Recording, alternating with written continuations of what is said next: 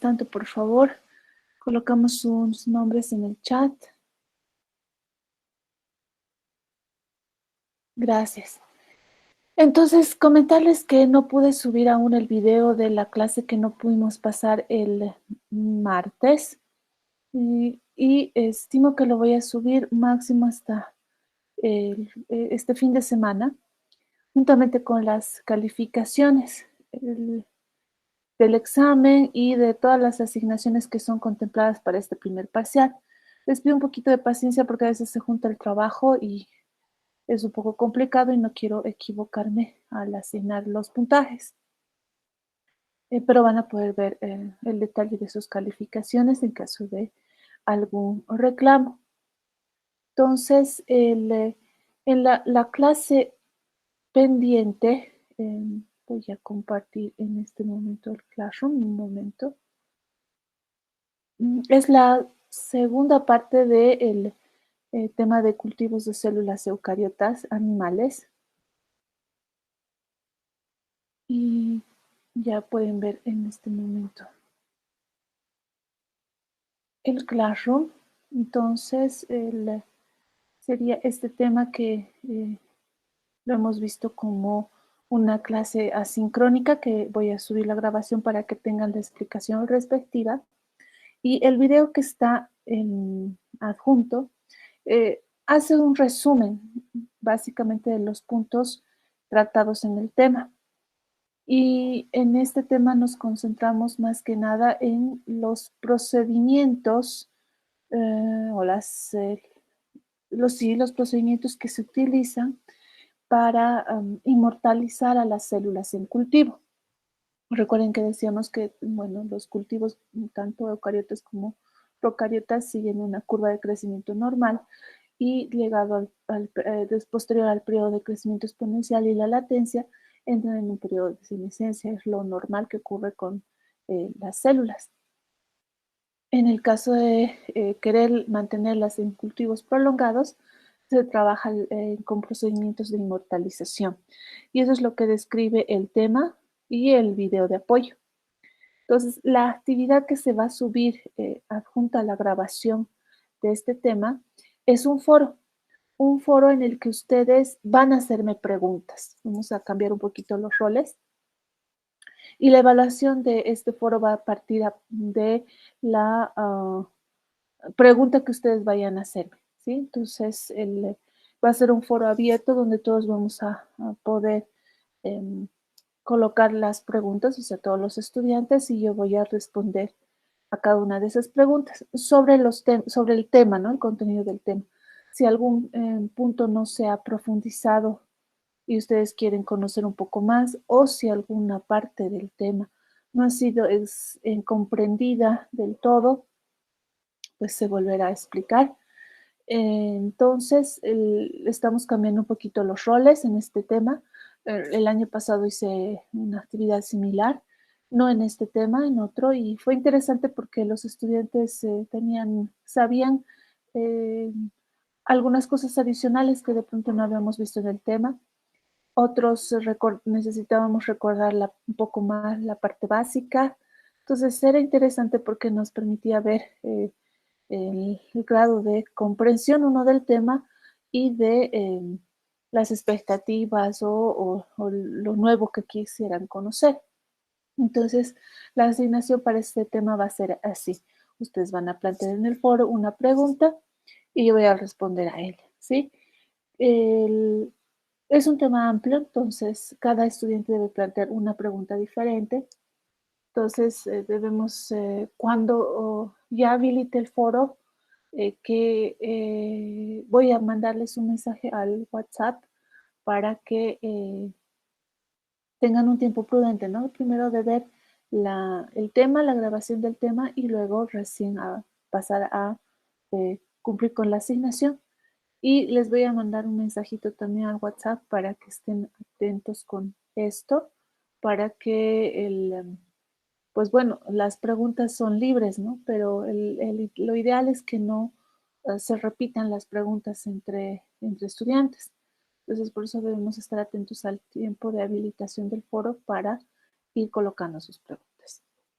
¿Alguna duda al respecto?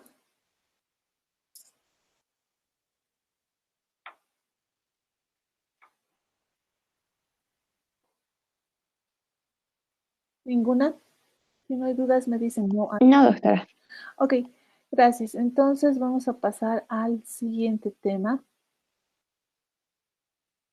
que es interesante, es muy bonito porque nos habla una perspectiva que de pronto no la tocamos con mucha profundidad en la carrera porque de pronto nuestro enfoque es más humano, no tanto más global. Entonces, es un, y además es un área de estudio de aplicación de la bioquímica y la biotecnología muy interesante. Vamos a hablar en esta clase del cultivo de células y tejidos vegetales. ¿Pueden ver mi presentación en pantalla completa? Sí, doctora, se lo grabé. Ok, gracias. Entonces, ¿a qué nos referimos con el cultivo de células y tejidos vegetales? Serán un conjunto de técnicas utilizadas para el desarrollo obvio de tejidos y órganos de origen vegetal, bajo condiciones in vitro, esa es la diferencia, ¿sí? Bajo condiciones de laboratorio. Condiciones de asepsia total y libres de microorganismos. Es decir, que es diferente a lo que de pronto podemos hacer en un jardín, de pronto donde tenemos nuestras plantitas y demás, pero están en el ambiente. En este caso estamos hablando de condiciones in vitro. ¿Para qué es utilizado este tipo de técnicas? Son utilizadas como herramienta eh, en para dar origen a diversas áreas y técnicas de investigación, también para la producción vegetal y todo lo que viene relacionado con la modificación, ¿no? De estas especies cuando hablamos de la cuando nos movemos en el campo de la biotecnología vegetal.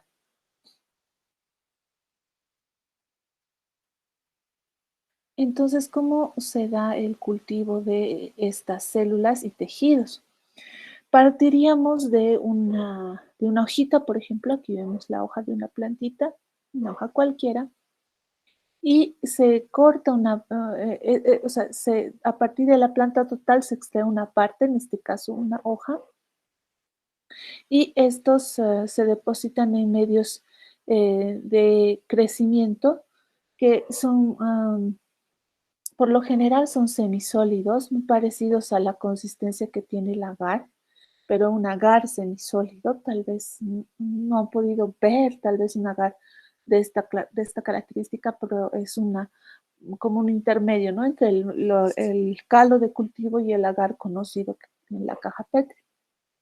Y se proporcionan entonces todos los nutrientes y condiciones para que esta porción de la plantita pueda eh, dividirse, continuar su división y crecer eh, em, para dar el origen a una nueva planta. En este caso vemos cómo la imagen muestra las células en división y posteriormente se forma un embrión, de esa manera se lo denomina el embrión de una planta. Lo interesante de este procedimiento es que no requiere la fusión de gametos, como ocurre en una reproducción sexual, que se da a través de la polinización de las plantas. Si recuerdan un poquito de cómo era la biología de la planta y cuando de pronto esto lo veían tal vez en colegio, era materia de estudio, cómo se da la reproducción sexual en las plantas, ¿no? En este caso, fíjense, se forma un pequeño embrión y cada embrión puede dar origen a pequeños vástagos, ese es el término que se utiliza, a los brotes de plantas a partir del embrión preformado en condiciones in vitro. Y luego estos pueden ser transferidos a eh, a recipientes que contienen material parecido al que manejamos, por ejemplo, en nuestras casas con nuestras macetitas de plantas, donde ya tenemos tierra preparada eh, que facilite luego el desarrollo del plantín. Y este luego es transferido a ya el suelo para su producción masiva. Dependiendo del uso que se le va a dar, muchas veces el plantín queda de esta manera en el laboratorio o como vástagos para analizar sus características. Y si el objetivo es la mejora, por ejemplo, de un determinado cultivo, este pasa ya a suelo para la producción masiva de esa especie mejorada. Entonces, muchas veces se los cultiva así, estos vástagos, esta imagen que ven acá es esta, donde ven la raíz del vástago y las hojas, la parte aérea de la planta, ¿no? Entonces, de esta manera, este sería el flujo que se sigue para el desarrollo de una planta in vitro. Como pueden ver, las raíces están en esta parte inferior y este es el medio de cultivo, lo que llega hasta este nivel. Y como les decía, es un medio semisólido que facilita el enraizamiento, es decir, que la raíz crezca por debajo y facilita también en las condiciones in vitro, dependiendo de los nutrientes, la formación o el crecimiento de la parte aérea de la planta. Entonces, a partir de este flujo se pueden fíjense, a partir de solamente cultivos multicelulares que no llegan a producir la planta completa, ya se pueden extraer algunos componentes que son importantes a partir de ellos. También se puede mejorar a partir del embrión alguna característica o simplemente generar brotes que nos permitan posteriormente la manipulación o su cultivo masivo. Entonces, esta estrategia se hace en laboratorio. Es muy parecido de pronto a lo que uno hace en jardinería en la casa, pero con la diferencia de que las condiciones son asépticas y controladas. Esa es la diferencia. Y bueno, el propósito, ¿no? No solamente ornamental. Ahora, ¿qué técnicas de mejoramiento de especies vegetales se han trabajado a lo largo de la historia? Aquí vamos a ver un poquito de historia. Y seguramente muchas de estas les van a parecer familiares porque tal vez lo han hecho. A ver, por ejemplo, yo quisiera preguntarles si alguno de ustedes practica la jardinería como hobby o si no siempre ustedes, o si no en la casa, tal vez los papás, los tíos tengan un jardín o plantitas en macetas y saben de pronto cómo cuidarlas. A ver, les pregunto eso. ¿Tienen les llama la atención esa práctica para relajarse un poco en casa?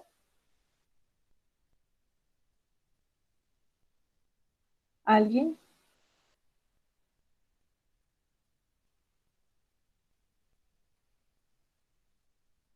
O tal vez alguien tiene una experiencia ya en campo de producción masiva de alguna especie vegetal.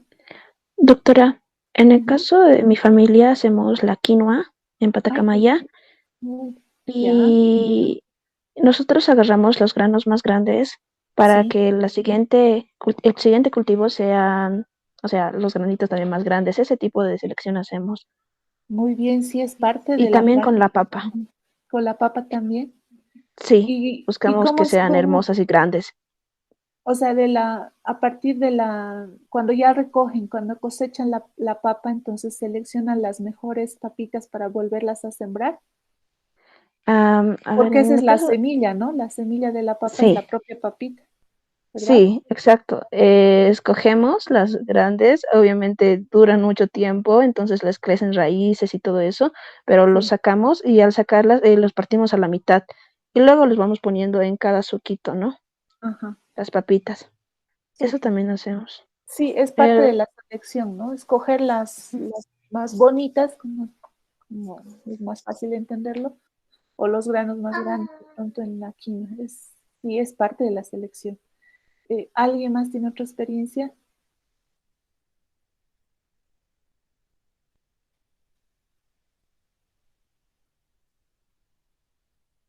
¿Alguien más? ¿No? A ver, van a ir recordando y mientras les explico acá, van a ver si parte de lo que hacen de pronto aplica a lo que estamos viendo, lo que vamos a ver ahora. Entonces, una de las primeras estrategias de mejoramiento es la selección artificial y cruzamientos selectivos. Aquí les muestro un ejemplo de cómo podemos llegar a especies que ahora de pronto conocemos, que no son más familiares. A partir del repollo salvaje que ven en la imagen, se seleccionó el repollo rizado, ven las hojitas un poquito más rizadas, esto ya 500 años antes de Cristo. Es decir, que como su compañera mencionó, de pronto lo más apetecible en este caso, la variante más apetecible a partir del repollo salvaje, porque recuerden que en cada ciclo reproductivo las especies pueden cambiar, pueden mutar para mejorar, para adaptarse mejor a las condiciones ambientales. Y el humano lo que hace es presionar a esa selección de pronto con eh, el, a partir de escoger, ¿no? Lo que más le favorece.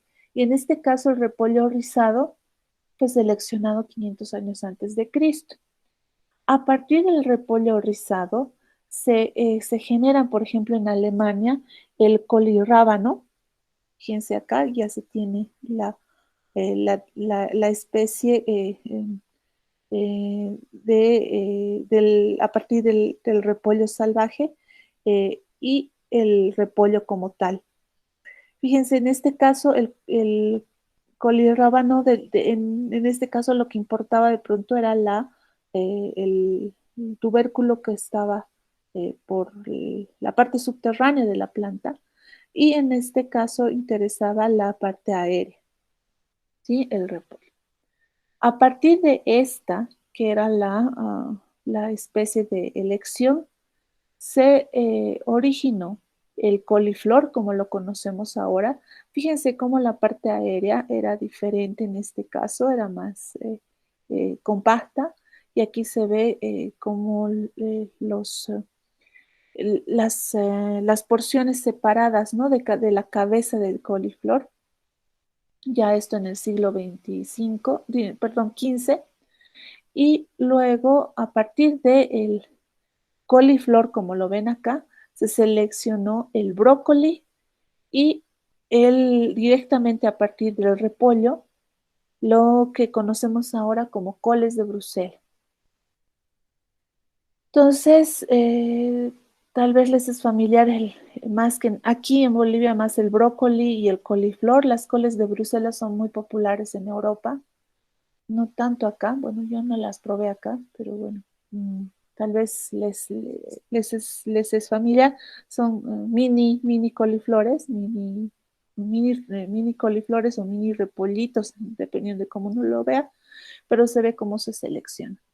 Entonces, esto pasa por cruzamientos selectivos y la selección artificial se denomina porque es el hombre quien presiona según la disposición o um, la, la apetencia, ¿no? al producto en sí, selecciona las especies de interés. Y ya vemos cómo están presentes ahora estas especies modernas.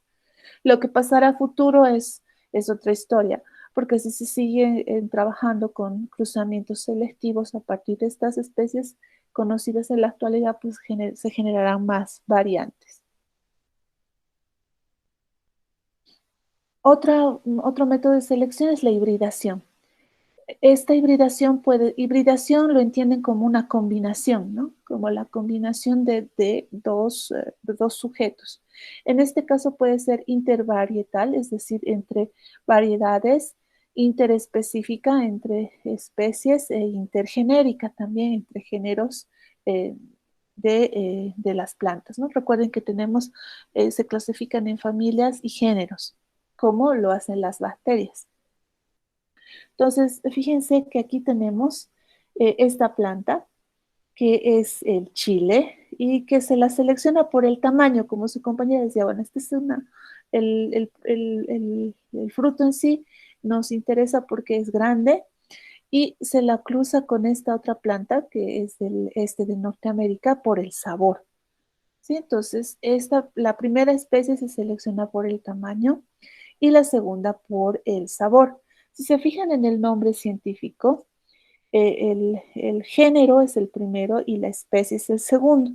No pertenecen a la misma, pertenecen al mismo género, pero fíjense, fragaria son el mismo género, pero la especie es diferente. Por eso este es el de origen chileno, chiloensis, por eso se le puso ese nombre a la especie, y esta es virginiana del norte, del noreste de América, ¿sí?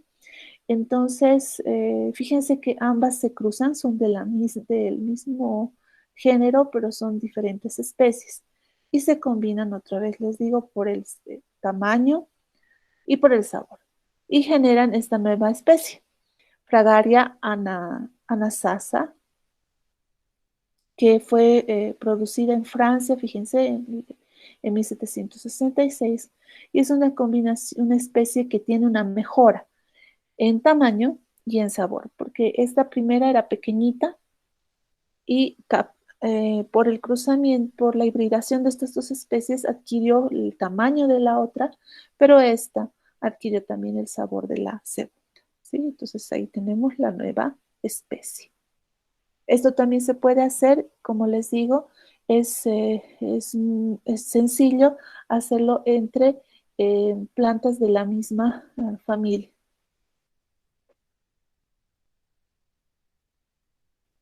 Aquí vemos otro ejemplo. Fíjense que tenemos aquí el trigo y variedades, ¿no? Fíjense que se combinó esta especie que es diploide, Enicorn, se cruzó con Spelt, que es hexaploide. Esto se refiere a la cantidad de cromosomas, ¿verdad? Nosotros somos diploides, tenemos doble carga cromosomal. Las especies vegetales tienen diferente número de carga cromosomal dependiendo de la especie. Y un ejemplo aquí les muestro, este es diploide con 14 cromosomas y este es hexaploide con 42 cromosomas. Fíjense la característica fenotípica. Esta espiga es mayor en tamaño y en grosor también de la semilla. En cambio, esta es un poquito más pequeña y más delgada. ¿Y qué se genera? A partir del cruce de estas dos se genera esta variante Emer, donde puedes tener tres tipos de productos. Uno más dos, bueno, dos grandes, pero con la coloración diferente que captaron a partir de las progenitoras, y una más pequeña, como ven. Lo que interesa en el trigo son las semillas, ¿verdad? El contenido de semillas en estas dos primeras era mayor. Y fíjense, y el producto es tetraploide con 28 cromosomas. Estos tres productos se cruzaron otra vez con otra especie, que el Wheatgrass, que es hexaploide con 42 cromosomas, y finalmente eso nos generó lo que conocemos ahora, el trigo, que nos permite producir la harina para el pan. El nombre de esta especie es Triticum aestivum. Ese es el nombre científico. A veces es difícil pronunciar los nombres científicos de las plantas. Es hexaploide y tiene 42 cromosomas. Fíjense, la carga que tienen semillas cada espiga es mayor a las de origen. Y las características fenotípicas pueden variar, pero es esta la especie que nos genera la harina para el pan actual. Como la modificación, fíjense, entre especies, el cruce entre especies puede partir de una especie que era diploide versus un hexaploide a llegar a un hexaploide con características favorables para la producción que requerimos. ¿Qué más? Aquí tenemos otro tipo de mejoras. Fíjense cómo el maíz ancestral, podríamos decirlo así, tenía esta característica. las semillitas que se producían eran muy pequeñas y ahora tenemos tantas variedades de maíz, ¿verdad? Y eso lo hicieron nuestros antepasados desde Centroamérica, iniciando de México para abajo. Recuerden que nosotros también poseemos gran variedad de maíz, pero llegar a estas versiones de diferentes colores y tamaños fue gracias a las estrategias de cruzamiento que les expliqué más antes, a partir de especies que prometían en ese tiempo, ¿no? Como el maíz salvaje. Igual, fíjense a qué se parece y qué vemos aquí. Son zanahorias, fíjense, la raíz es la que consumimos, ¿verdad? Y fíjense cuán delgadita, ahora que conocemos las zanahorias actuales, hasta las conocemos muy, muy grandes, ¿verdad? Y bien robustas, como vemos acá. Y existen variedades de diferentes colores. De hecho, la zanahoria original, inicial, no era naranja, era rojiza como esta, y se fue seleccionando hasta la que conocemos actualmente del color naranja, ¿no? Que normalmente consumimos acá. Entonces, fíjense cómo era una raíz delgadita que, bueno, aportaba muy pocos nutrientes a la versión que conocemos ahora. Y la lechuga, fíjense, esta es la versión de la lechuga ancestral, la lechuga salvaje, un poco más fibrosa, más difícil de masticar, su contenido en celulosa era mucho mayor y la vemos ahora de esta manera, como se producen en los invernaderos. Los tomatitos, tal vez consumimos, alguna vez hemos probado los tomates cherry o los tomates uva que se ven de este tamañito, bien pequeños, y los verdes también, como a partir de frutos como este, llegamos a generar el tomate actual. Todo esto gracias a cruces y manipulación del hombre. Entonces, si queremos entender cómo o a dónde vamos, pues en la parte del mejoramiento de especies vegetales debemos recordar de dónde hemos partido.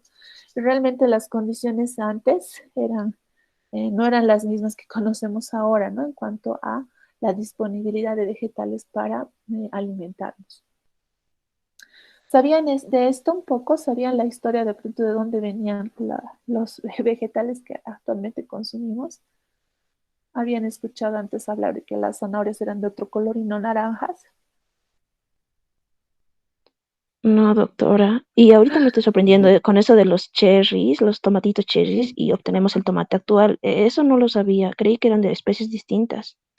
Ahora sí, pues sí están seleccionados ahora, o sea, tienes la especie de tomate cherry o tomate uva y hay varias variantes además, pero el inicio de la historia partía de frutos como de este tamaño, que luego se seleccionaron a lo que tenemos ahora. Eso no quiere decir que se anuló la producción de este tipo de especies, simplemente que a partir de esas se fueron mejorando a como lo vemos ahora por cruzamientos, como su compañera decía, mejorando. Bueno, tenemos en algún momento de la producción tenemos una especie más grande, nos conviene, pues porque consumimos un poquito más. Entonces esa la seleccionamos y la seguimos cruzando y cruzando y cruzando, y de esa manera llegamos a tener el que conocemos ahora. Ah, ya. También se puede hacer eso por edición genética, ¿verdad? Sí, también, y por eso vamos a contar la historia poco a poco. En este momento les estoy mostrando cómo tradicionalmente lo hacían nuestros antepasados. Y al final del tema vamos a ver cómo modernamente podemos hacerlo. Está bien. Gracias, doctora. Listo. Otra forma de mejora de las especies o selección de algunas especies es la mutagénesis inducida. Fíjense, esto es interesante porque cuando hablamos de mutagénesis siempre lo entendemos como algo negativo, ¿verdad? O sea, si hay un mutágeno en el ambiente puede alterar a la especie y, por ejemplo, si es humano, desarrollar cáncer, o puede ser de tipo deleteria, con la ausencia de alguna actividad. Eh, pero esta capacidad de la radiación de inducir mutación también fue utilizada, fíjense, desde mediados del siglo XX, para poder modificar algunas especies. Por eso se denomina mutagénesis inducida. ¿Sí? Entonces, el Organismo Internacional de Energía Atómica y la FAO, fíjense, patrocinaron en 1970 investigaciones sobre la inducción de mutaciones para impulsar el mejoramiento genético de cultivos. Ojo, debe ser esto controlado, debe ser esto en un espacio muy alejado de lugares poblados para no afectar, ¿no?, a otras especies.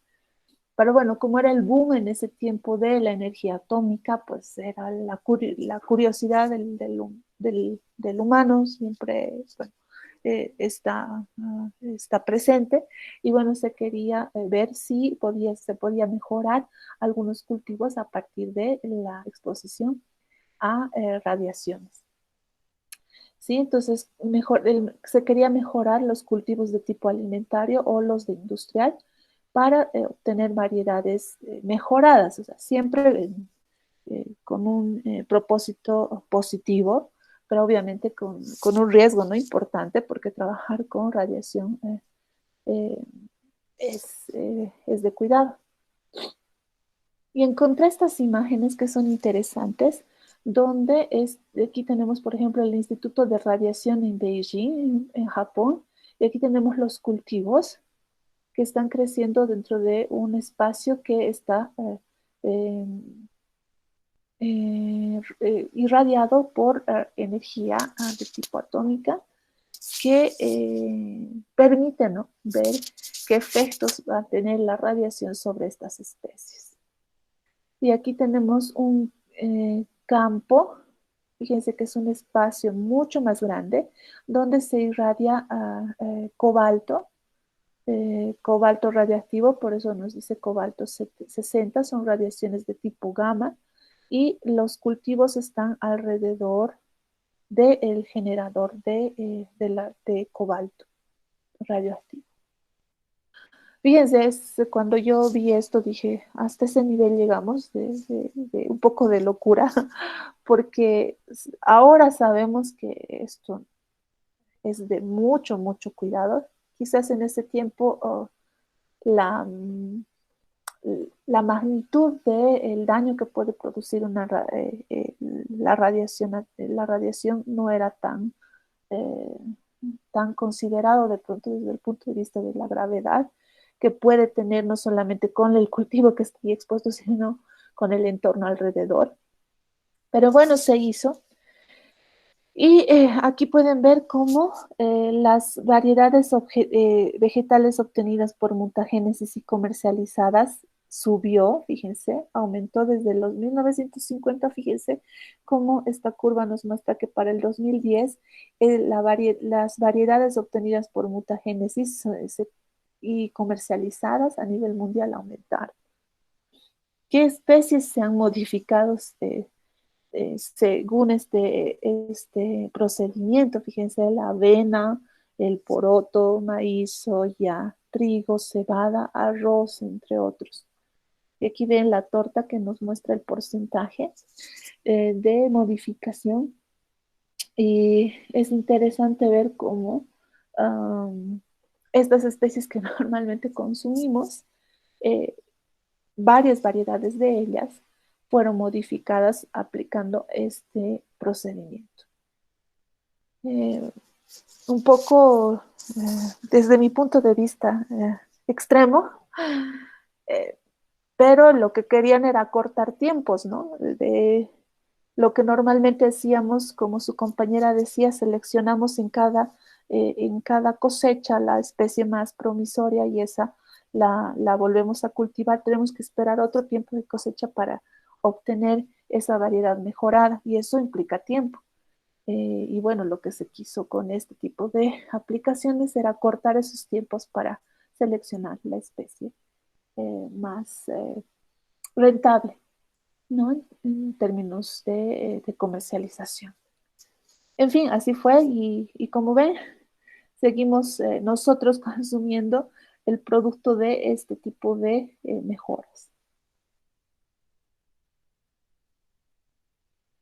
Otra estrategia es la polinización y la fertilización in vitro. Ya estamos pasando un poco a las técnicas ya de inicio de la manipulación en el laboratorio. Ya que sabemos que existen barreras sexuales, ¿no? Entre organismos de diferentes especies y géneros que no se pueden cruzar. Normalmente no pueden fecundarse porque estas barreras no lo permiten. Entonces se echa mano de la polinización, que es el traslado, sabemos, del polen, de los gametos masculinos de la planta hacia la estructura reproductiva de la misma planta, ¿verdad? Cuando las abejitas toman el polen en sus patitas y lo introducen hacia la estructura reproductiva, ¿no? De la misma planta, ¿no? En la flor. Y esta estrategia surge cuando el hombre entiende cómo ocurre ese mecanismo y empieza a polinizar artificialmente las plantas y promueve así la unión de gametos que no se podrían cultivar de forma natural y así se producen embriones in vitro, embriones que siguen ese proceso, ¿no? De polinización artificial.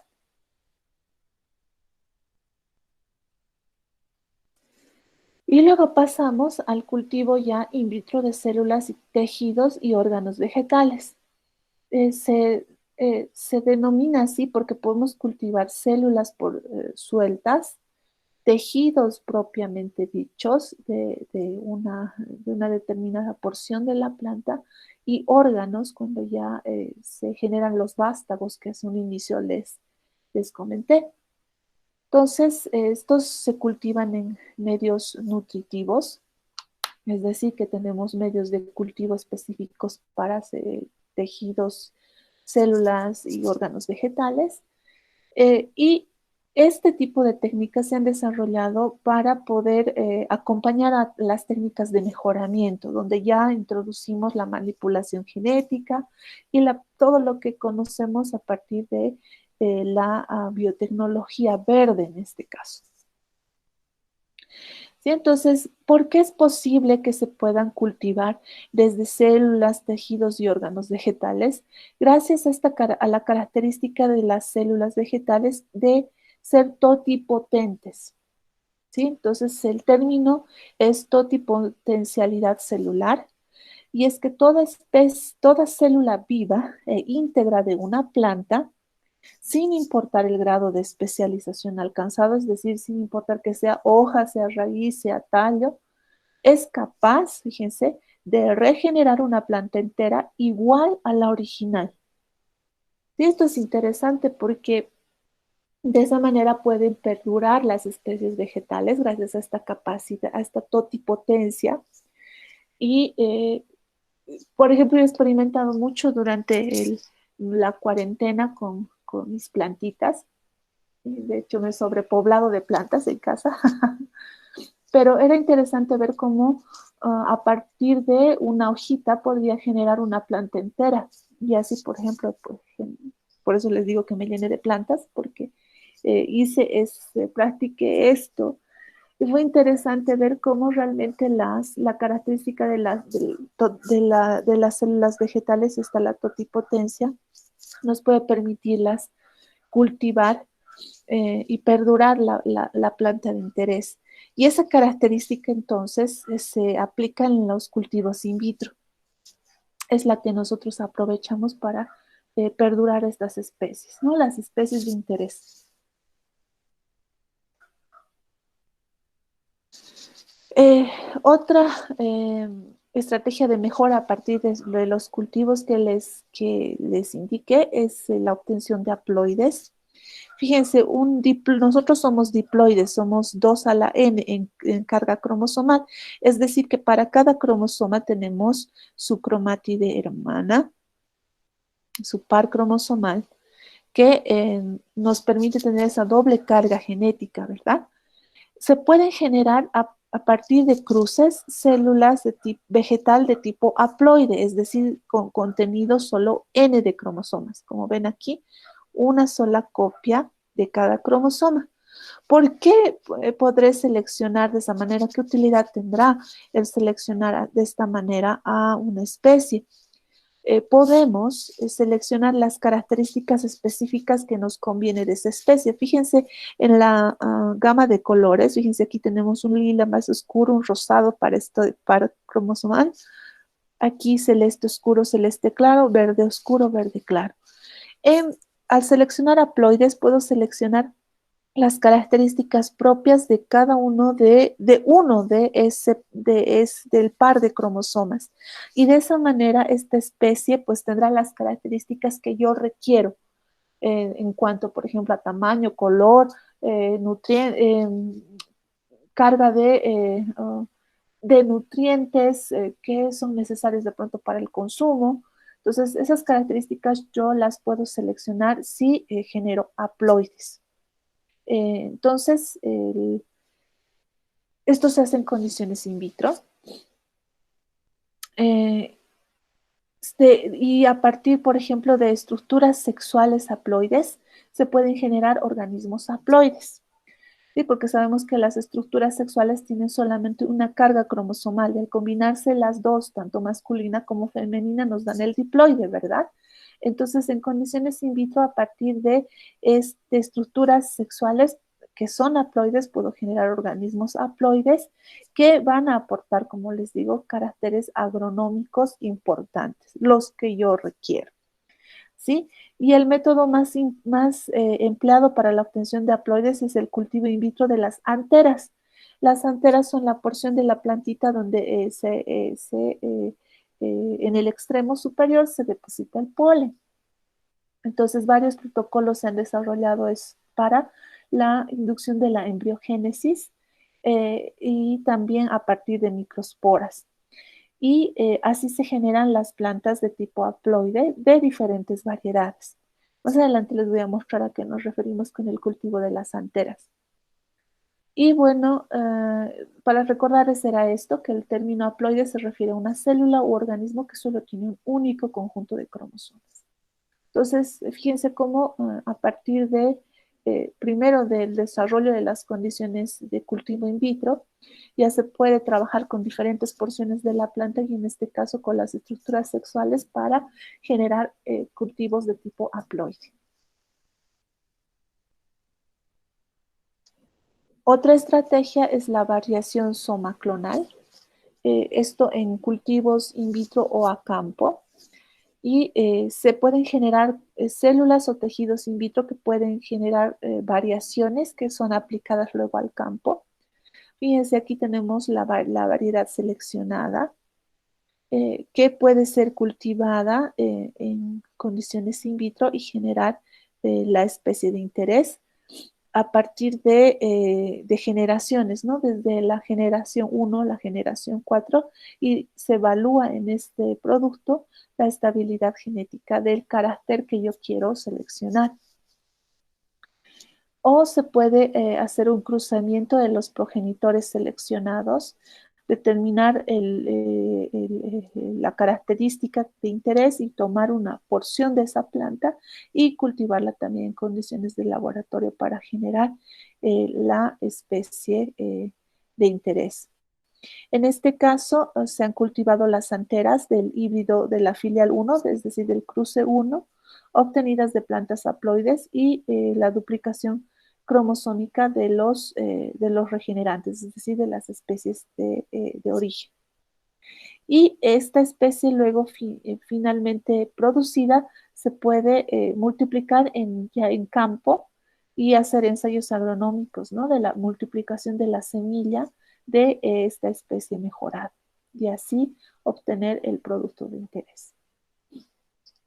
Entonces, esta aplicación se basa primero en el cultivo de las células o tejidos in vitro y luego su aplicación en el campo.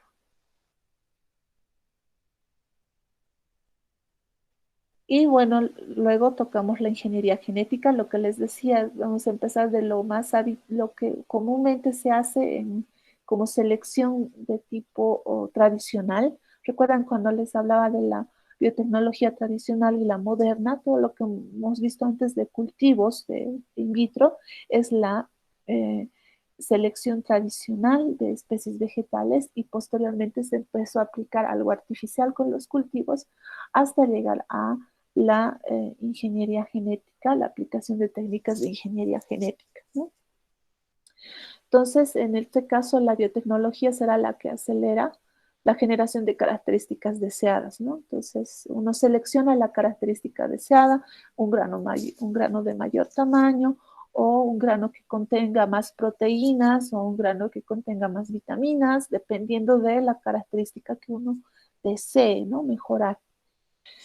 Y así se pueden tomar solo los genes deseados de una planta, logrando de este modo los resultados en tan solo una generación. Es decir, o sea, yo sé que necesito obtener una carga genética mayor en esta característica y pues la modifico por técnicas de ingeniería genética y DNA recombinante y puedo obtener eso en una sola generación en laboratorio y eso llevarlo rápidamente a campo.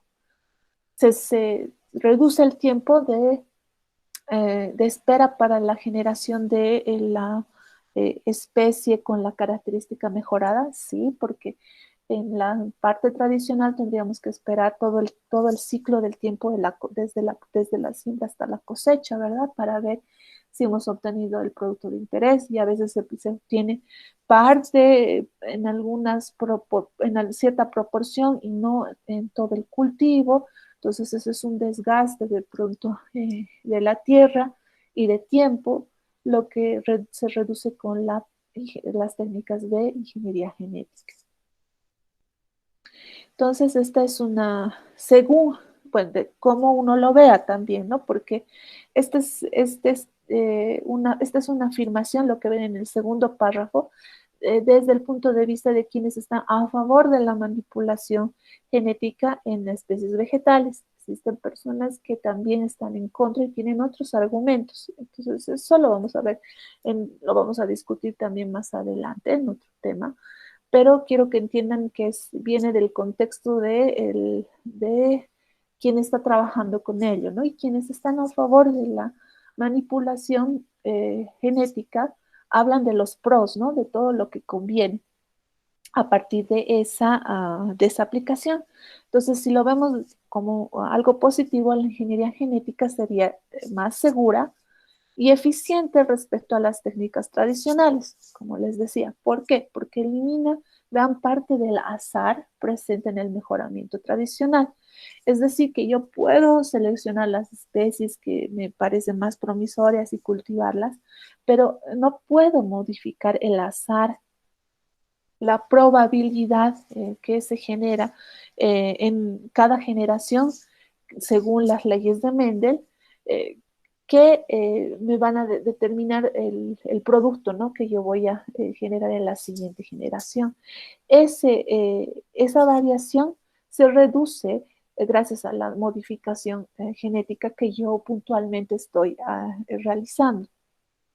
Ahora, existen cosas negativas en ese nivel, aspectos negativos, eh, sí, quiero que los piensen también, porque ahí sí construimos nuestro criterio, nuestra opinión, ¿no? Y la biotecnología moderna puede modificar los atributos de los organismos vivientes mediante la introducción de material genético que ha sido trabajado in vitro. Entonces, fíjense, es decir, que los, eh, el material genético que se transfiere en condiciones in vitro ya es preparado, ya es definido y ese es el que se transfiere a los organismos que actualmente están siendo cultivados. Entonces, esa es la estrategia que se utiliza para modificarlas.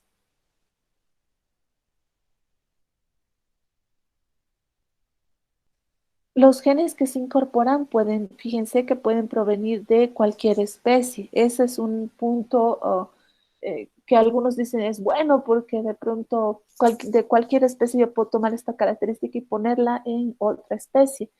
Y otros dicen, ojo, pero estás manipulando de forma artificial, o sea, estás combinando dos especies que normalmente no debían combinarse y ojo que puede pasar.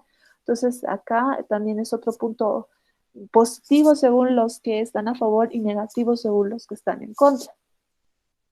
Porque las especies pueden estar emparentadas o no, fíjense. Entonces, ahí es el punto de discusión un poco y de reflexión. Y, por ejemplo, el gen de una bacteria puede incorporarse al genoma de la soya. Fíjense, estamos hablando de una combinación de material genético entre especies de un diferente reino, ¿no? Del procariota y del eucariota vegetal. Entonces, para pensar un poco.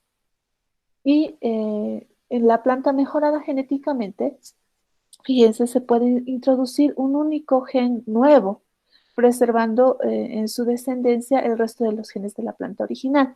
Esto es algo que también lo consideran como positivo las personas que están a favor de la manipulación genética en especies vegetales, porque indican solo estamos modificando un gen, un determinado gen puntual, y el resto sigue siendo los genes originarios de esa planta. En cambio, en cruces, por ejemplo, tradicionales, eh, podemos generar una recombinación de todo el genoma, porque estamos promoviendo el cruce de esas especies y puede modificarse más de una característica. Entonces, es como que algo que lo ven positivo y más controlable también. Y el procedimiento de modificación demora mucho menos tiempo que el del mejoramiento por cruzamiento tradicional, ¿no? Otra vez las ventajas en función a tiempo y beneficio, costo-beneficio. Recuerden que las especies vegetales principalmente son las que nos son comercializadas para como suministros alimenticios y también como generadores de otros productos secundarios, que son de interés industrial. Entonces, cuanto más se acorte el tiempo en su modificación, es mucho mejor.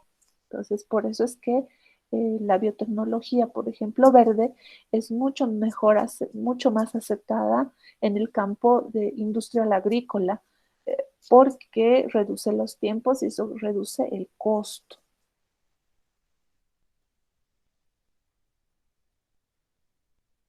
¿Algún criterio a partir de estas afirmaciones positivas sobre la biotecnología? ¿Qué les parece?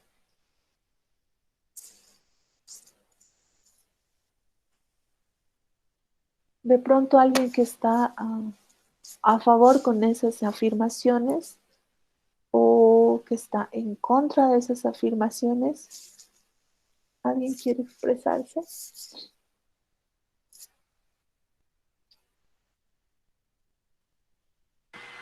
Todo a favor por mi parte. ¿Y hay alguien que esté absolutamente en contra de su compañero?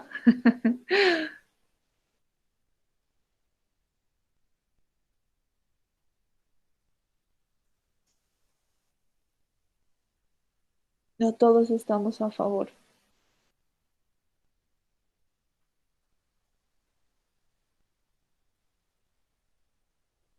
Y sí, hasta creo que todos estamos a favor.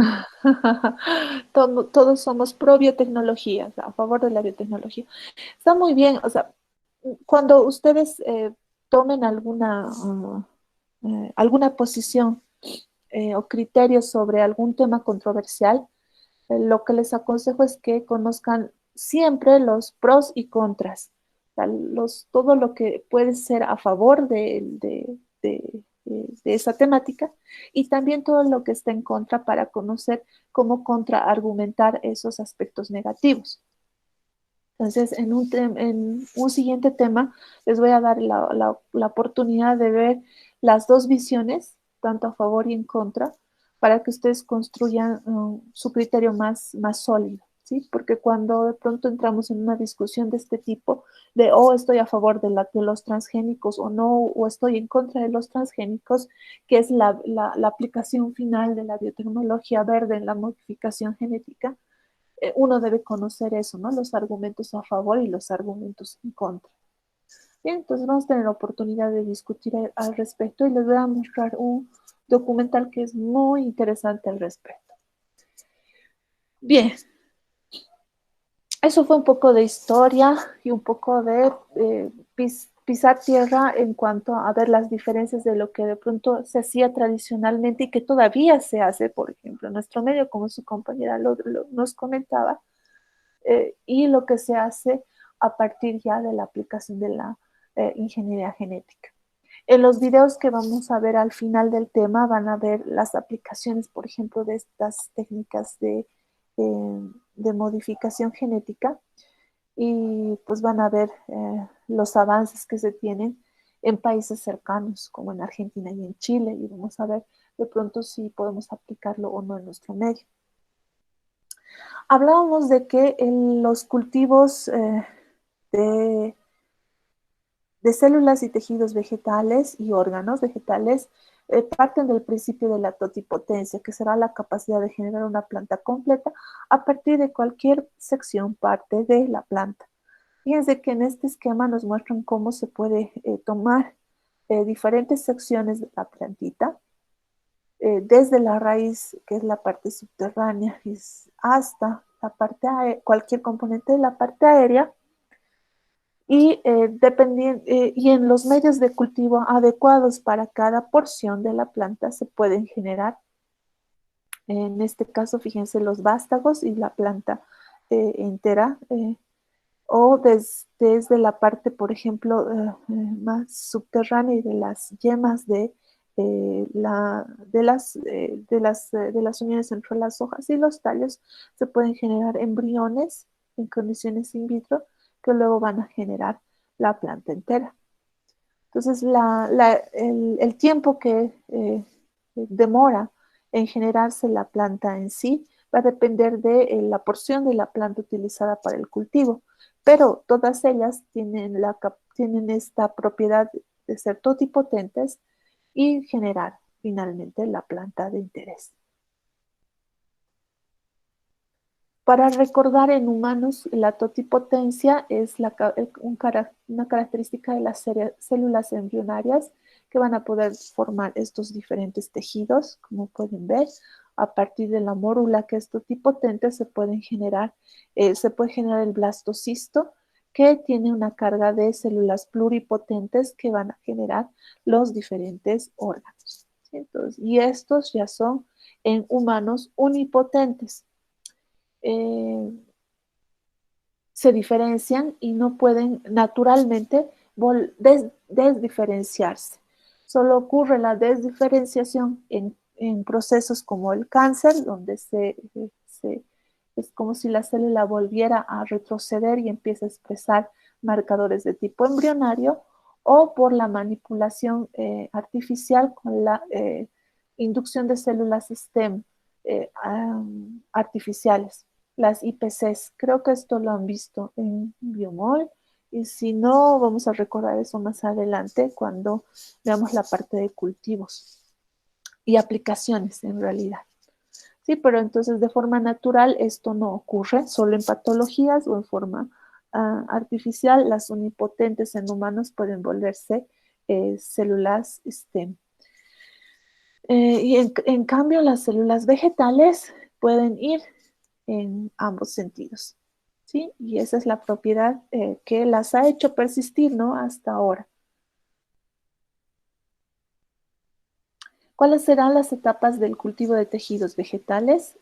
Parten desde el inicio con la generación del vástago en laboratorio, su multiplicación, el enraizamiento y luego la aclimatización en ya el campo, ¿no? Cuando esta es ya transferida a la producción externa. Entonces, de la planta madre se toma un explante, es decir, una porción de cualquier tejido de la planta, se cultiva en el medio nutritivo específico y se genera primero la vitroplanta. Se denomina así, vitroplanta, porque es una planta cultivada en condiciones in vitro. Y luego la plántula o planting, que será el clon que es generado a partir de la planta madre y es este luego el que se transfiere.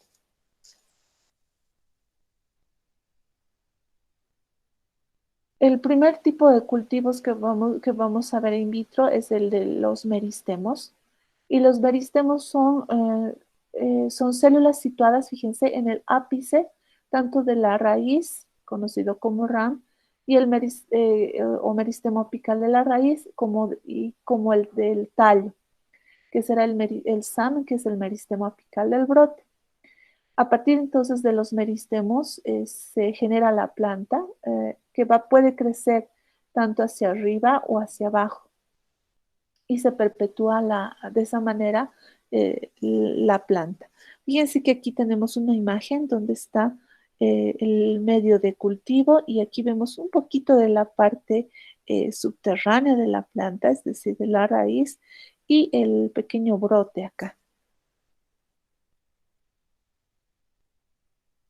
Estas células, fíjense que las células del meristemo no son totipotentes, sino son pluripotentes, puesto que fíjense el SAM, que es el meristemo apical del tallo, solo dará tejidos aéreos, mientras que el meristemo apical de la raíz solo generará subterráneos. Esa es la diferencia. Entonces, si yo tomo un meristemo de la parte aérea, generaré solamente la parte aérea de la planta o el subterráneo solo generaré la parte subterránea de la planta. Entonces, una célula, por ejemplo, de la hoja, del tallo o la raíz puede recuperar la totipotencia del cigoto y esto denominado gracias a la embriogénesis somática. En este caso sí estamos hablando de células totipotentes y lo interesante es que para favorecer el desarrollo de la embriogénesis somática se necesita del medio de cultivo y los nutrientes y las hormonas necesarias para favorecer su desarrollo. En el caso de la organogénesis, para crecer un solo órgano, parte aérea o parte subterránea, o en el caso de la embriogénesis, si yo quiero generar un individuo completo. Esa es la diferencia. Hemos hablado de los medios de cultivo y el medio nutritivo es universal y a partir de la base del medio nutritivo, como se hace con los medios bacteriológicos, se pueden adicionar diferentes hormonas o factores de crecimiento que nos permiten el desarrollo. Entonces, la porción que se cultiva en laboratorio son los explantes de tejido vegetal y estos explantes no son autotróficos, es decir, que necesitan del aporte del medio nutritivo para poderse desarrollar. Fíjense que aquí tenemos imágenes de estos explantes, aquí ya un poco más desarrollados y aquí como brotes, y se pueden divisar las raíces que van creciendo en el medio nutritivo. Estos están crecidos como en tubos de ensayo que son de un calibre mayor a los que de pronto conocemos o que usamos, ¿no?, en laboratorio rutinariamente. ¿Cuáles son entonces las necesidades nutricionales y hormonales de estos cultivos?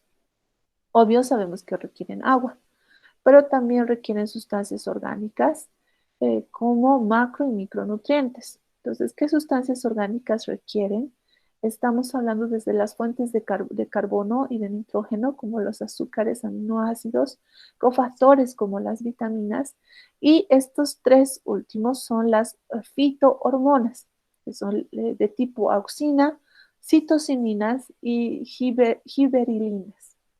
Son tres tipos de fitohormonas que hacen o favorecen el desarrollo de la especie vegetal, así como conocemos de hormonas de crecimiento en el humano y factores de crecimiento en organismos animales, pues de esa misma manera tenemos hormonas de tipo vegetal.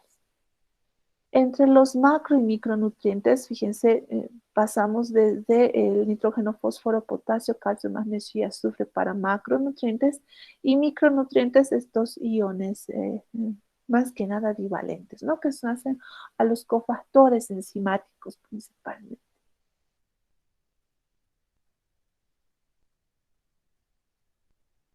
Hemos hablado de las fitohormonas. Son de 3 tipos, les indiqué: auxinas, citocininas y giberelinas.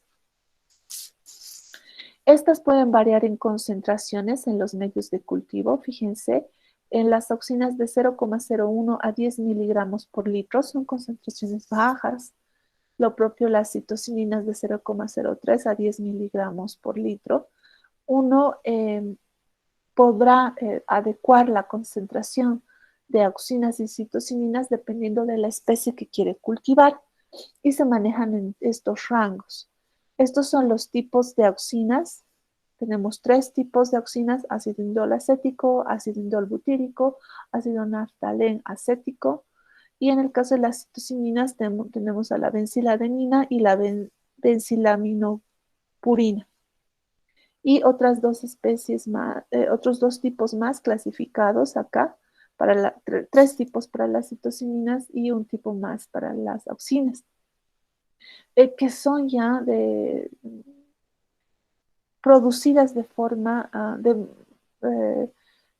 modificada a partir de la versión original en las plantas. Entonces, estas son modificaciones de las estructuras básicas en laboratorio y que nos sirven también como fitohormonas. Fíjense, para la preparación, las auxinas se disuelven en hidróxido de sodio 1 normal, mientras que las citocininas en ácido clorhídrico 1 normal. Es una característica interesante porque al disolverse tanto en un medio alcalino como en un medio ácido, eso hace la separa, ¿no? A partir de sus propiedades químicas, y a partir de ello se pudo entender que son diferentes tipos de fitohormonas. En el caso del tercer grupo de fitohormonas, las giberelinas, se utilizan mucho en el cultivo de meristemas y para la elongación, es decir, para el crecimiento de la parte externa de la planta. Y su representante es el ácido giberílico, bueno, hace parte también del componente del medio nutritivo. Entonces, es interesante que conozcamos los tipos de fitohormonas, porque a partir de su producción es que se pueden jugar con las concentraciones adicionadas en el medio de cultivo para favorecer el desarrollo de nuestro cultivo in vitro. Para cultivar la parte aérea, por ejemplo, se requiere una baja concentración de auxinas y una mayor concentración de citocininas. Por el contrario, para favorecer más bien el enraizamiento de la planta, se requiere lo contrario: una mayor concentración de auxinas y una menor concentración de citocininas. Entonces, fíjense que dependiendo del interés de la investigación, podemos querer de pronto producir en condiciones in vitro la parte aérea, entonces jugaremos con esta regla.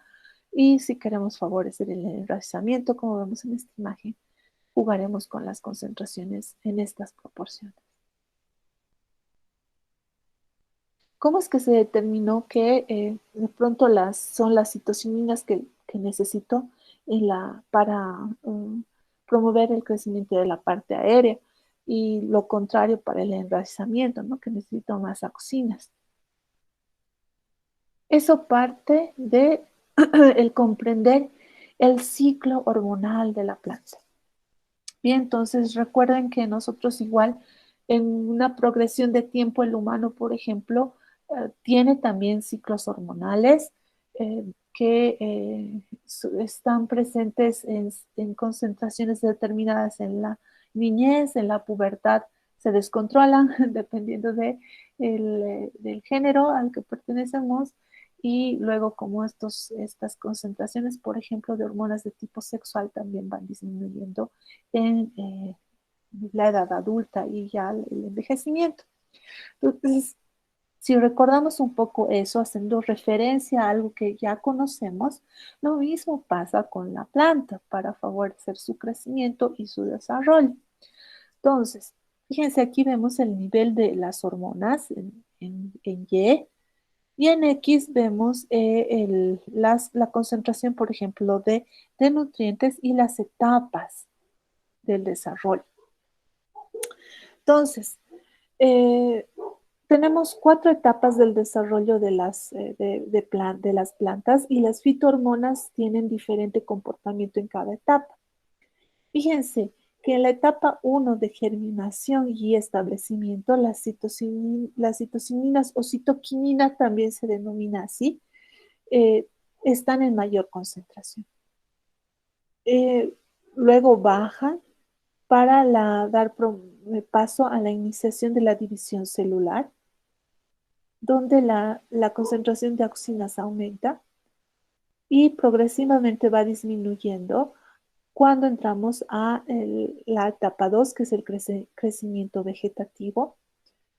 Aquí se promueve más bien el crecimiento celular con el aumento de concentración del ácido giberílico, que recuerden que promovía el crecimiento de la parte aérea de la planta.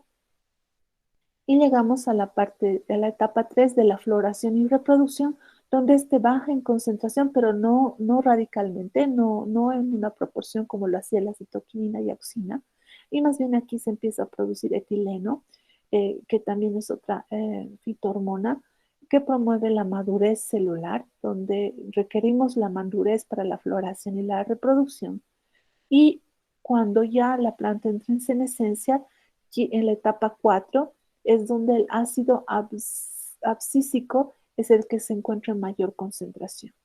Y este va disminuyendo a medida que la planta eh, cumple su ciclo reproductivo y luego vuelve a ascender la citocinina en el caso de continuar la planta. Fíjense, en cuanto a nutrientes claves y cofactores para las hormonas, tenemos una composición variable según etapas y esto va a depender de la función que cumple en esa determinada etapa cada órgano de la planta que está haciendo, que se está desarrollando. Entonces, cuando se analizó y se pudo determinar, se pudieron caracterizar las etapas del desarrollo de las plantas, la pregunta era qué promovía que una semilla germine, qué promovía que la planta crezca, tanto en la parte aérea como en la parte interna, qué promovía que las flores surjan y que luego estas sean fecundadas para la perpetuidad de la especie o que se genere la semilla que luego va a generar un nuevo ciclo reproductivo. Entonces se empezó a estudiar el componente hormonal de ellas y se determinaron estas curvas y además en cada etapa, como vemos en esta gráfica, se determinaron los requerimientos propios de cada una de ellas. Bien, entonces tal vez han escuchado que, por ejemplo, para las mujeres en la menopausia, donde se carece de hormonas de tipo sexual, muchos de los tratamientos se basan, por ejemplo, en fitohormonas y lo promueven de esa manera. Son hormonas naturales porque vienen de plantas. Y sí es cierto, las plantas tienen hormonas y dependerán, ¿no?, de cada etapa en su desarrollo la concentración de ellas. Entonces, cuando promueven este tipo de terapias, hay que ver realmente cuál es el origen, porque recuerden que cada una de las fitohormonas que, por ejemplo, están en esta gráfica cumplen una función específica. Entonces, no es nada más decir porque es de origen natural es bueno. Debemos conocer realmente la característica y la composición de ese producto para buscar la lógica que viene detrás de su aplicación, si realmente va a ser efectiva como lo promueven los patrocinadores de ese producto, los que están a favor de su comercialización. Entonces, el término fitohormonas existe y recuerdo que hemos visto les di para leer un artículo de la mejora de las especies vegetales y hablaba también de un poco de la aplicación de las fitohormonas para promover el desarrollo de ciertas especies. Esto sí se aplica en los campos de producción y es para promover, ¿no? El crecimiento, por ejemplo, vegetativo de una determinada especie y en la floración y reproducción es necesariamente de aplicación si queremos acelerar este proceso, ¿no?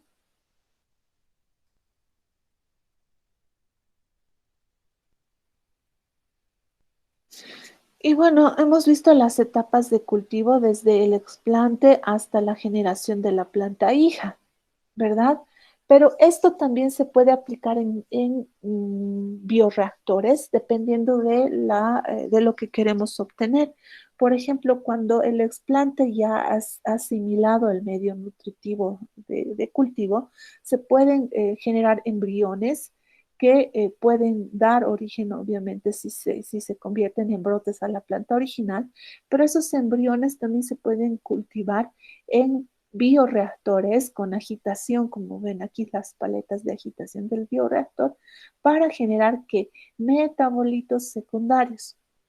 Estos metabolitos secundarios, por lo general de origen vegetal, son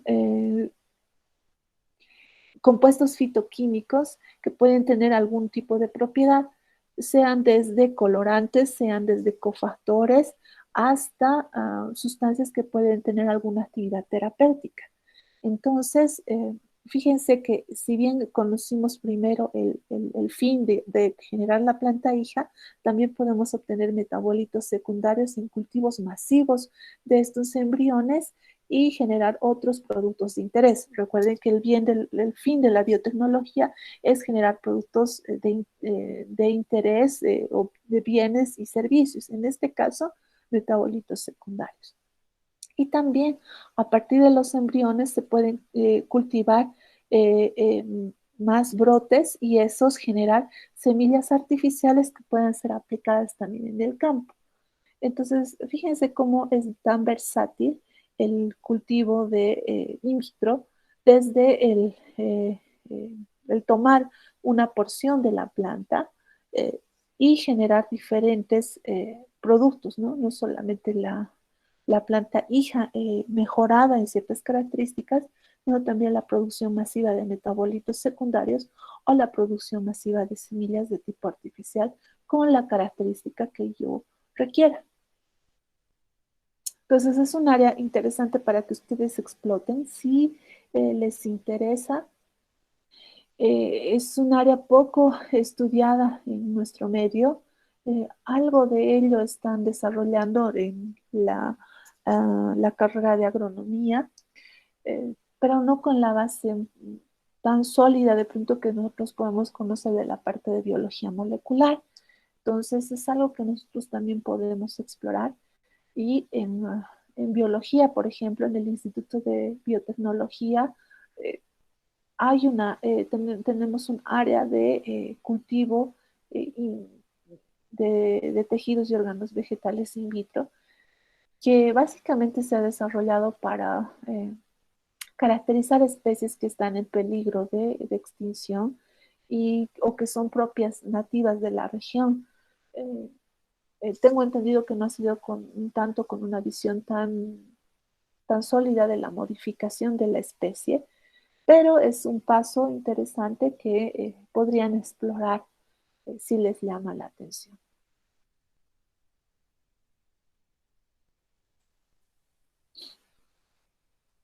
Volvemos a las modalidades de cultivo in vitro. Recuerdan que les hablaba de los meristemas. También se pueden cultivar yemas, se pueden cultivar anteras, recuerdan, para la generación de haploides. se pueden cultivar embriones y también protoplastos. Vamos a ver algunos de estos ejemplos y las aplicaciones a continuación. En el caso de los meristemas, esta es la estructura de una planta. Y los meristemas son las células que están en la parte superior entre cada nudo del tallo de la plantita. Seguramente, tal vez, no sé, cuando cortan, tienen una flor, de pronto que la colocan en agua, un ramo de flores, y el tallo es muy largo, lo cortan, ¿no? Y te dicen, córtalo del nudo porque es la parte más frágil para que se pueda romper. Y lo que están haciendo nada más es liberar estas células del meristema intercalar, que son las células de un mayor grado de división. Y es así que también el tallito que podemos poner en agua, por ejemplo, puede perdurar más tiempo. Es una práctica que de pronto no entendíamos tal vez el por qué, solamente porque de pronto es más fácil cortar ahí, pero la lógica es que estas células son de amplia división y por eso es que es bueno ponerlas en contacto con el agua, ¿no? En el que se va a mantener ese tallo. El meristema apical, por otro lado, es el que está justamente en cada sector que va a originar un nuevo brote de tallo. Fíjense, en la, cuando se cultiva en casa, de pronto se puede evidenciar mejor esto, porque son sectores donde empieza a brotar la otra hoja que va creciendo a partir de ese tallo. Ese es el meristema apical. Está en estos sectores también, entre la unión del tallo y la hoja, son todos estos. Y los meristemas laterales son los que estarán en el tallo. Y los apicales y radiculares estarán en la punta de la raíz y en las raicillas. Entonces, se pueden tomar o cortar en estos sectores a la planta y tomar los meristemas y colocarlos en los medios de cultivo. Aquí vemos igual cómo está la yema entre la intersección del tallo y la hoja. Entonces también se toma ese sector para poder eh, cultivar esa sección del tejido. En el caso de los protoplastos, es algo un poco diferente, es decir, también se pueden cultivar protoplastos. ¿Y qué es un protoplasto? Son células vegetales que han sido separadas de su pared celular por un tratamiento enzimático o mecánico y de esa manera adoptan una forma esférica. Fíjense, esta es la estructura de una célula vegetal. Sabemos que tiene una pared celular que hace que la célula adquiera una forma definida geométrica y además le confiere resistencia y estabilidad a la célula. Podemos digerir la pared y quedarnos solamente con la membrana celular y de esa manera tenemos una célula vegetal desprovista de pared celular y ese vendría a ser el protoplasto. Adquiere esta forma circular y de esa manera este protoplasto puede ser cultivado en laboratorio. ¿Qué aplicaciones tiene el cultivo de los protoplastos? Pueden multiplicarse y desarrollar estructuras similares a los embriones de las plantas. Además, se puede trabajar con ellos en lugar de una planta entera para seleccionar, por ejemplo, una característica ventajosa de la planta, como la resistencia o tolerancia a un herbicida, por ejemplo. Pueden crecer en medio líquido en laboratorio y también en grandes bioreactores. Por eso los protoplastos son considerados una fuente importante de metabolitos secundarios. Como les mostraba de la aplicación en cultivos bioreactores, los protoplastos al poder crecer en medio líquido pueden ser esa fuente, ¿no? Pueden fusionarse con otros protoplastos por fusión de membrana de otras especies y así se pueden obtener híbridos somáticos, obviamente todo en condiciones de laboratorio. Y la fusión de de los protoplastos permite el intercambio de organelos citoplasmáticos, la recombinación genética y también la recombinación entre genomas mitocondriales o cloroplásticos. En el caso de las células vegetales hablamos de cloroplastos, ¿verdad? Pero si podemos fusionarlo con una célula eucariota, hablaremos de una recombinación de mitocondrial eh, versus una recombinación con el genoma de los cloroplastos. Eso puede hacerse de forma artificial, no es algo que ocurre normalmente, pero a partir de trabajar con cloroplastos esto se puede realizar. Y se pueden incorporar genes mediante vectores, porque como son células desprovistas de la pared celular, esta es una membrana celular como cualquier célula eucariota de tipo animal, entonces los vectores de clonación pueden introducirse por fusión de membranas. Y, por ejemplo, trabajamos con vectores virales. Van a ver uno de los videos que tienen para este tema, habla de las aplicaciones de los protoplastos, entonces va a ser interesante que también lo analicen.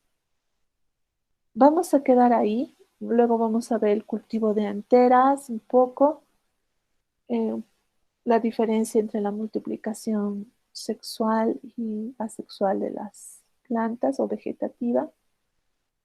Y esto de la parte de la micropropagación y las etapas las vamos a ver en la siguiente clase y es la parte final, pero quiero mostrarles acá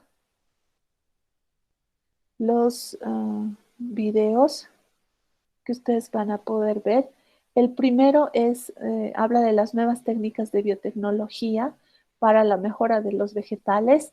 Acá vamos a mostrar diferentes estrategias a partir de la modificación genética que hace un poco más amigable a la biotecnología en términos de responder de pronto a las personas que están en contra de esta modificación. Y van a entender por qué viendo el video. Luego tenemos aquí la transformación vegetal aplicando la modificación en los cloroplastos. Lo van a ver un poco. Y el tercer video es la experiencia, si mal no recuerdo, esto es en España, de la modificación de especies vegetales para que puedan producir su propia fuente de nitrógeno y no requieran de fertilizantes, porque normalmente se requieren fertilizantes de tipo que generen una fuente de nitrógeno y de esta manera la planta pueda obtener ese componente esencial para su metabolismo. Pero existen suelos que son carentes de componentes nitrogenados y erosionados y por eso no son susceptibles a cultivo. Entonces, esta es una estrategia para dar respuesta a ello y dejar de utilizar fertilizantes como la urea, por ejemplo, y de esa manera ser más amigable con el medio ambiente. Sí, entonces estos 3 videos necesito que los vean y vamos a tener una asignación también a ello. Como tenemos la parte del foro pendiente de la otra clase y esto, van a ser asignados en diferentes tiempos. Esta asignación va a ser para el día viernes y la del tema que tengo que subir la grabación va a ser para el día martes. De esa manera no se van a solapar ambas asignaciones. Bien, entonces, si no tienen dudas respecto a esto último, podemos terminar la clase.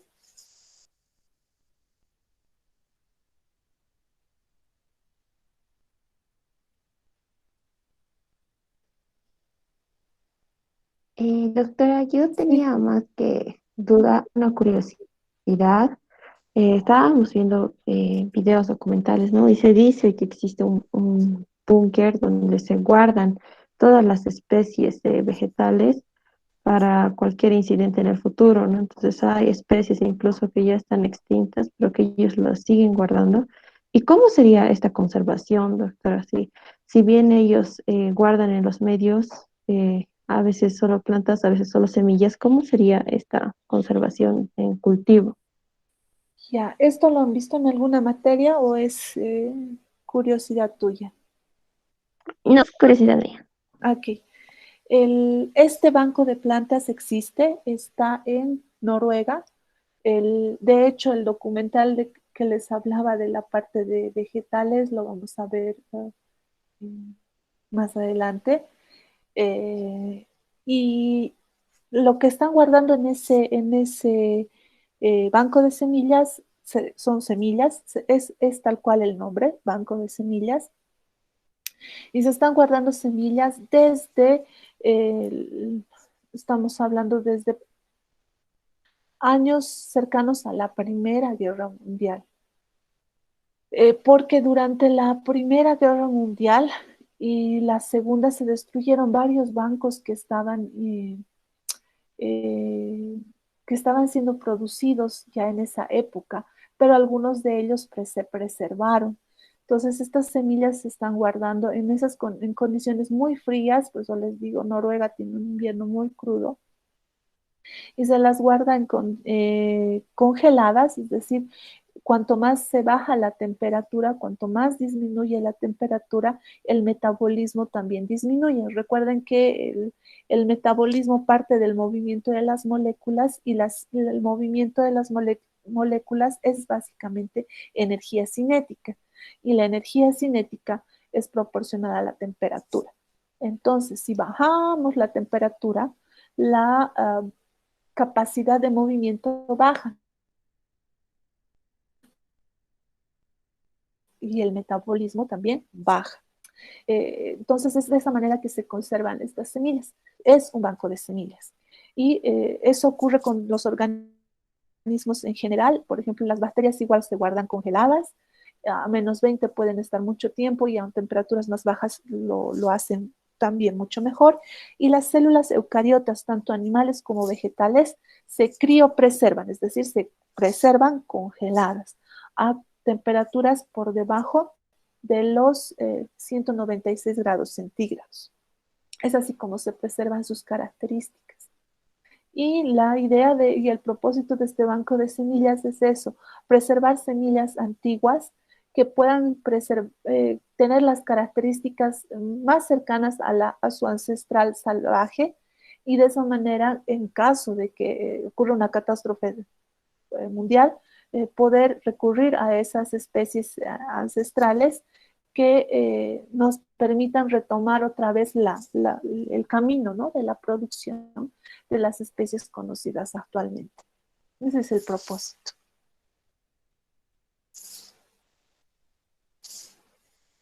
Está bien, doctora, muchas gracias. De nada.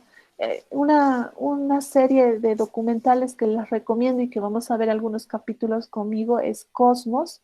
He estado colocando algunos posts en el grupo de Facebook acerca de los dos investigadores que promovieron este tipo de documentales y es bien interesante porque pareciera que por el nombre Cosmos solamente hablaríamos del universo y lo que pasa afuera de nuestro planeta, pero son documentales que nos dan un enfoque desde el todo externo del universo hasta nuestro entorno local en la Tierra.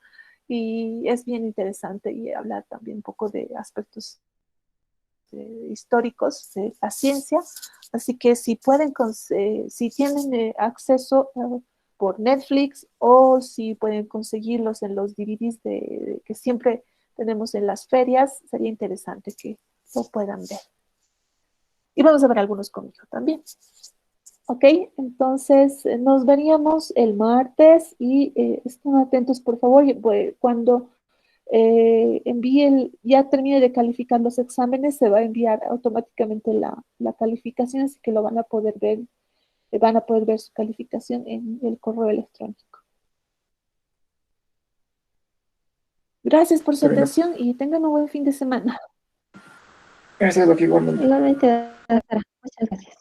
Hasta Hasta luego, luego. doctor. Aviso. Hasta luego, doctora.